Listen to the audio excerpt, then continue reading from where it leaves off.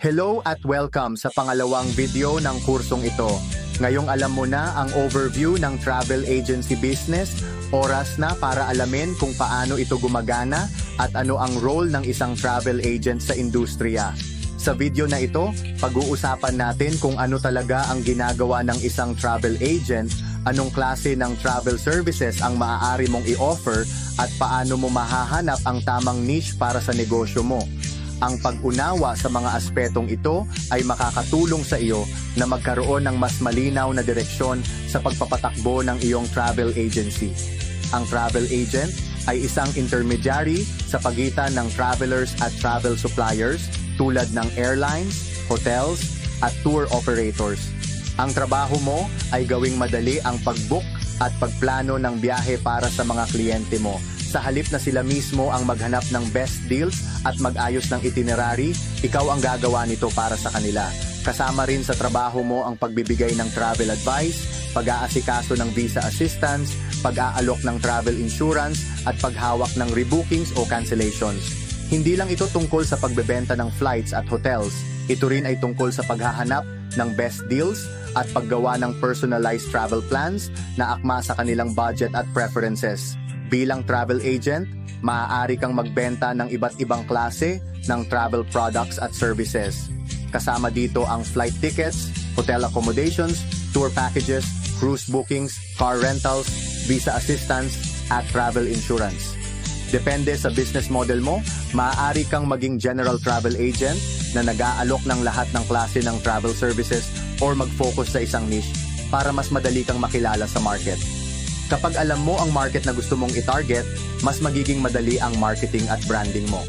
Kung gusto mong mag-focus sa family vacations, pwede mong i-promote ang travel agency mo bilang expert sa family-friendly destinations. Kung corporate travel naman ang gusto mong i-offer, maaari kang makipag-partner sa mga kumpanya na regular na nagpapadala ng empleyado sa business trips. Ang pagpili ng niche ay makakatulong din sa credibility mo sa industry. Mas madali ang pagbuo ng long-term relationships sa clients kapag nakikita nilang expert ka sa isang particular na travel category. Bilang travel agent, kumikita ka sa pamamagitan ng commissions, service fees, at markup pricing. Kapag nag-book ka ng flights, hotels, o tours para sa clients mo, makakakuha ka ng commission mula sa suppliers. Depende sa supplier, maaaring 5% hanggang 20% ang commission rate. Maaari ka ring mag-charge ng service fees para sa itinerary planning or visa assistance. Pwede ka ring magdagdag ng markup pricing sa travel packages mo.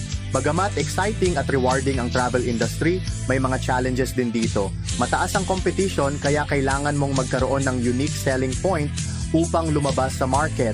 Maaaring magkaroon ng last-minute cancellations at rebookings na kailangang i-manage ng maayos upang hindi maapektuhan ang client satisfaction. Ang travel industry ay maaaring maapektuhan ng global events, economic downturns, or travel restrictions. Kaya mahalagang magkaroon ng contingency plans at mag-diversify ng services para mas maging stable ang kita mo kahit may pagbabago sa market. Para maging matagumpay sa travel industry, kailangan mong palaging mag-upskill at mag-adapt sa bagong trends.